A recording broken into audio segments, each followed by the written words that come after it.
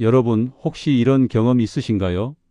아침에 눈을 떴는데 손가락이 굳어 잘 펴지지 않고 무릎은 이유 없이 욱신거리고 속은 더부룩한데 병원에 가면 늘 듣는 말은 한결같습니다. 나이가 들어서 그래요. 염증이 좀 있습니다. 그 말을 듣는 순간 우리는 이렇게 생각합니다. 아, 그냥 참고 살아야 하는 거구나.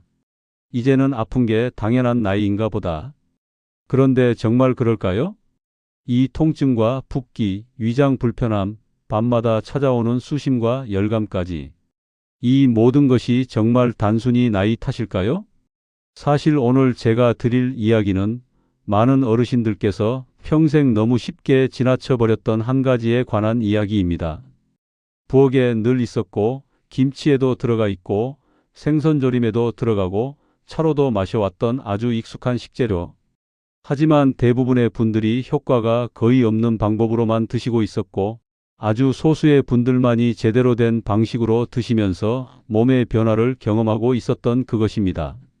오늘 이 영상에서는 이것을 이렇게 드시면 노년층의 염증과 여러 만성질환이 완전히 사라진다라는 자극적인 말 대신 의학적으로 확인된 범위 안에서 왜 염증이 줄어들 수밖에 없는지, 어떤 방식으로 먹어야 안전한지, 어떤 분에게는 오히려 독이 될 수 있는지까지 하나도 숨김없이 아주 천천히 정확하게 말씀드려 드리겠습니다. 염증은 눈에 보이지 않습니다. 하지만 몸속에서는 마치 조용한 불씨처럼 관절을 태우고 위장을 태우고 혈관을 태우며 어느 순간 갑자기 통증이라는 연기와 함께 모습을 드러냅니다. 그래서 많은 어르신들이 이렇게 말씀하십니다. 어느 날 갑자기 무릎이 망가졌어요. 갑자기 위가 나빠졌어요. 어느 날부터 손이 붓기 시작했어요.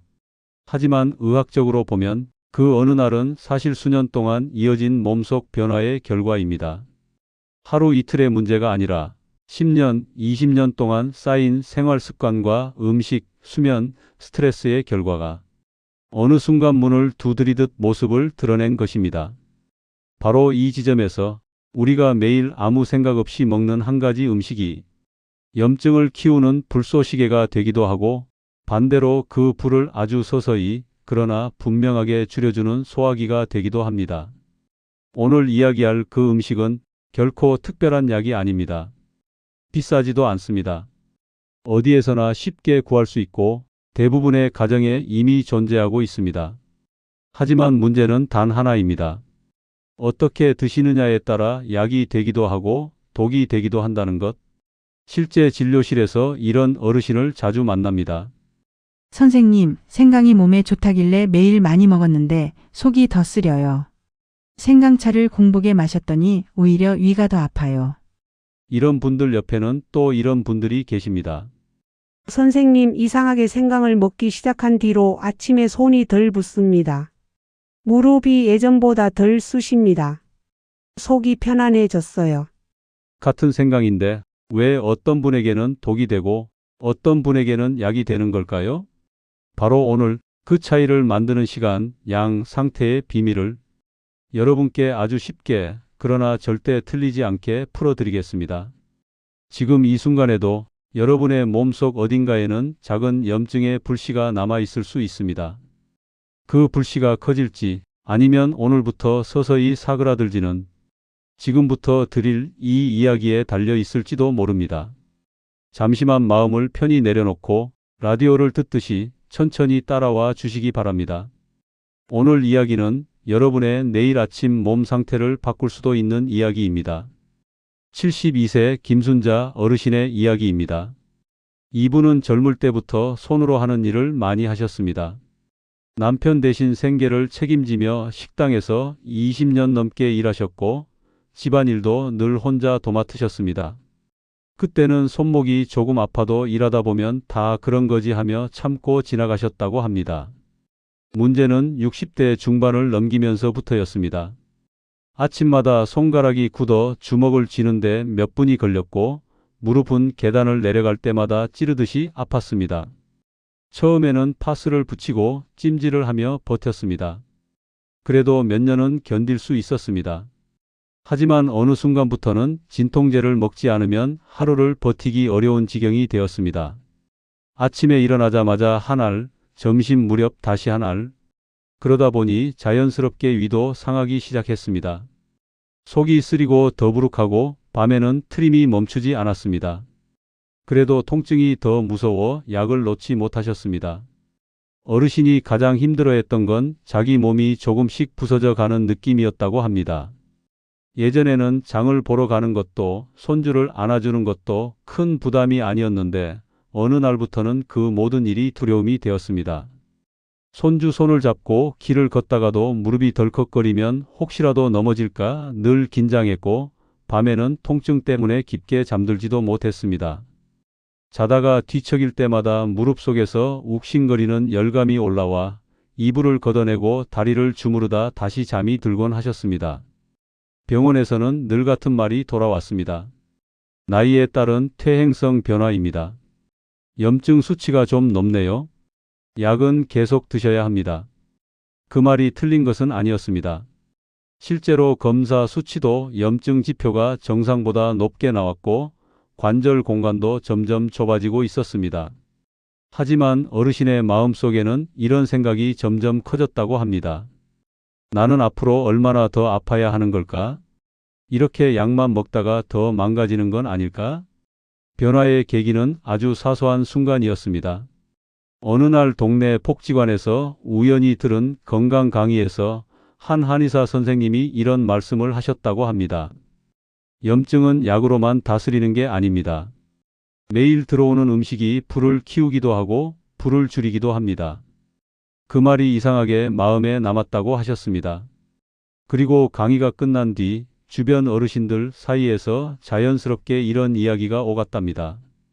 나는 아침마다 생강차를 마시는데 손이 덜 붓더라. 나는 공복에 마셨다가 오히려 속이 더 쓰리던데. 사람마다 반응이 다르다는 사실이 오히려 어르신의 호기심을 자극했습니다. 그날 집에 돌아온 김순자 어르신은 냉장고 한쪽에 오래전부터 남편이 사다 놓았던 생강을 꺼내 보셨습니다. 평소에는 김치를 담글 때나 몇 조각 쓰고 거의 손대지 않던 재료였습니다. 그날도 처음에는 그냥 예전처럼 생강차를 끓여 아무 때나 마셨습니다. 그리고 예상대로 속이 조금 더 쓰렸습니다.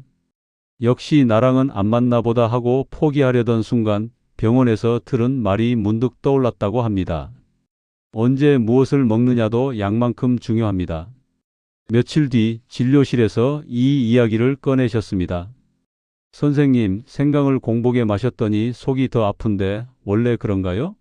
그때 저는 이렇게 말씀드렸습니다. 생강은 공복에 드시면 위를 자극할 수 있습니다. 하지만 식후 따뜻한 상태로 적정량만 드시면 염증에는 오히려 도움이 될 수 있습니다. 그리고 아주 간단한 루틴 하나를 권해드렸습니다. 아침과 저녁, 식사 후 30분이 지나 위가 어느 정도 보호된 상태에서 얇게 썬 생강 두세 조각을 따뜻한 물에 우려 마시는 방법이었습니다. 어르신은 큰 기대 없이 한번 해보자는 마음으로 그날부터 그대로 실천하기 시작하셨습니다. 특이한 점은 그때부터 무언가를 더 열심히 하려고 애쓰지 않으셨다는 것입니다. 운동도 그대로, 약도 그대로 유지하셨습니다. 단 하나 바꾼 것은 생강을 먹는 타이밍과 방식뿐이었습니다. 그리고 그 변화는 아주 조용하게 그러나 분명하게 시작되고 있었습니다. 생강이 염증에 도움이 된다는 말은 오래전부터 전해져 왔지만 실제로 우리 몸 안에서 어떤 과정을 통해 작용하는지를 정확히 아는 분은 많지 않습니다. 많은 어르신들이 몸이 따뜻해지니까 좋다더라라는 정도로만 알고 계시지요. 하지만 생강의 항염 작용은 단순한 온기의 문제가 아닙니다. 그 안에는 우리 몸의 염증 신호 자체를 조절하는 성분들이 들어 있습니다. 생강의 대표적인 항염 성분은 진저롤과 쇼가올입니다. 진저롤은 생강에 가장 많이 들어있는 성분으로 우리 몸에서 염증을 유발하는 물질, 즉 통증과 붓기, 열감을 만들어내는 신호 전달 경로를 약하게 만드는 역할을 합니다. 쉽게 말해 염증이 커지도록 계속 부추기던 확성기의 소리를 낮춰주는 역할을 하는 것입니다. 쇼가올은 생강이 말리거나 데워질 때 생성되는 성분으로 진저롤보다 자극은 약간 강하지만 항염 효과는 더 지속적으로 작용하는 특징이 있습니다. 이 성분들은 관절 속에서 염증 반응을 줄이고 위장 점막에서 과도한 자극을 진정시키며 혈관 안쪽 벽에서 진행되는 미세한 염증 반응을 완화하는 데에도 관여합니다. 그래서 생강을 제대로 섭취한 일부 어르신들에게서 무릎 열감이 줄었다, 아침 손 붓기가 덜하다, 속이 편안하다는 변화가 동시에 나타나는 것입니다. 서로 다른 기관에서 비슷한 개선이 나타나는 이유는 원인이 모두 염증이라는 공통 분모로 연결되어 있기 때문입니다. 하지만 여기서 반드시 짚고 넘어가야 할 사실이 하나 있습니다. 생강은 항염 성분을 가진 음식이지만 동시에 자극성도 가진 식재료라는 점입니다. 이 말은 곧 잘못된 방식으로 섭취하면 염증을 줄이기는커녕 오히려 위장과 혈관에 새로운 부담을 줄 수 있다는 뜻이기도 합니다. 실제 진료 현장에서 종종 이런 분들을 보게 됩니다. 생강이 좋다길래 공복에 진하게 마셨는데 속이 찢어질 듯 아팠어요. 생강을 매일 많이 먹었더니 도리어 가슴이 쓰리고 잠을 못 자겠어요. 이런 경우 대부분은 섭취 시간, 농도, 양이 모두 잘못된 경우입니다. 특히 공복 상태의 위는 방어막이 매우 약해져 있기 때문에 여기에 강한 생강 성분이 들어오면 위 점막이 직접적인 자극을 받게 됩니다. 그 결과가 바로 속쓰림, 위통, 더부룩함, 심한 경우에는 위염 악화로 이어질 수 있습니다. 또 한 가지 중요한 위험 신호는 혈액을 묽게 만드는 작용입니다. 생강은 혈류를 원활하게 하는 작용이 있기 때문에 소량으로는 순환에 도움이 되지만 이미 혈액이 묽어진 상태이거나 항응고제를 복용 중인 분이라면 출혈 위험이 커질 수 있습니다. 잇몸에서 피가 잘 난다거나 작은 상처에도 피가 오래 멎지 않는 경우, 멍이 쉽게 드는 경우에는 생강 섭취를 즉시 중단하고 반드시 전문가와 상담하셔야 합니다. 또한 평소 심한 위염, 위궤양, 식도염을 앓고 계신 분들, 밤마다 속쓰림이 심한 분들은 좋다는 말만 믿고 생강을 무작정 드시는 것이 결코 안전하지 않습니다. 이분들께 생강은 약이 아니라 오히려 상처 난 살에 소금을 뿌리는 것과 같은 자극이 될 수 있기 때문입니다. 그렇다면 생강을 약이 되게 만드는 해결 원칙은 무엇일까요? 매우 단순하지만 반드시 지켜야 할 세 가지 원칙이 있습니다. 첫째, 반드시 공복을 피하고 드셔야 합니다. 생강은 식사 직후 최소 20에서 30분이 지난 뒤 위에 어느 정도 음식물이 머물러 있을 때 섭취하는 것이 가장 안전합니다. 이 상태에서는 위 점막이 보호되고 있어 자극이 크게 줄어듭니다. 둘째, 적정량을 넘기지 않아야 합니다. 노년층 기준 하루 총 생강 생것 섭취량은 엄지손톱 크기 2개 분량을 넘지 않는 것이 안전 범위입니다. 이 이상을 매일 장기간 섭취하면 위장 자극과 혈액 응고 이상 위험이 동시에 커질 수 있습니다. 셋째, 차갑게 드시지 말고 반드시 따뜻한 상태로 드셔야 합니다. 차가운 상태의 생강은 위장을 수축시키고 자극을 더 크게 만들 수 있습니다. 생강은 반드시 따뜻한 물에 우려 체온과 비슷한 온도로 천천히 마시는 것이 가장 이상적입니다. 이 세 가지만 지켜도 생강은 대부분의 노년층에게 부담이 적으면서도 염증을 서서히 낮추는 역할을 할 수 있습니다. 중요한 것은 많이 먹느냐가 아니라 언제, 어떤 상태로, 얼마나 정확하게 먹느냐입니다. 김순자 어르신의 경우도 바로 이 세 가지 원칙을 그대로 적용했을 뿐이었습니다. 과하게 욕심내지도 않았고 하루 이틀의 결과를 기대하지도 않았습니다. 그저 매일 같은 시간, 같은 방식으로 따뜻하게 한 잔을 드신 것뿐이었습니다. 그리고 그 조용한 반복이 몸속에서 타오르던 작은 불씨를 서서히 약하게 만들고 있었던 것입니다. 이제부터는 누구나 오늘부터 바로 실천할 수 있는 가장 안전하고 가장 효과적인 생강 섭취 루틴을 말씀드리겠습니다. 이 방법은 김순자 어르신뿐 아니라 실제로 여러 어르신들이 무리 없이 실천하며 몸의 변화를 체감하고 있는 방식입니다. 특별한 재료도 복잡한 조리도 필요 없습니다. 단 지켜야 할 순서와 타이밍만큼은 반드시 그대로 따라오셔야 합니다. 먼저 아침 루틴입니다. 아침에 일어나자마자 생강부터 드시는 분들이 계신데 이 방법은 위를 상하게 할 가능성이 매우 큽니다. 아침에는 반드시 식사를 먼저 하신 뒤 최소 20에서 30분이 지난 후에 생강을 드셔야 합니다. 방법은 간단합니다. 생강을 아주 얇게 썬 조각 1에서 2개를 컵에 넣고 뜨겁지 않은 따뜻한 물을 부어 5분 정도 우립니다. 그 다음 한 번에 벌컥 마시는 것이 아니라 3에서 4번 나누어 천천히 드시는 것이 좋습니다. 이때 꿀이나 설탕을 넣고 싶어 하시는 분들이 많은데 단맛은 생강의 항염 작용을 떨어뜨리고 혈당 변동을 키우기 때문에 가능하면 넣지 않는 것이 가장 좋습니다. 다음은 저녁 루틴입니다. 저녁에는 하루 동안 쌓인 미세한 염증과 피로를 정리하는 시간이기 때문에 이 시간이 매우 중요합니다. 저녁 식사 후 1시간 정도가 지나 속이 충분히 편안해졌을 때 아침과 같은 방식으로 따뜻한 생강차를 한 잔 더 드시면 됩니다.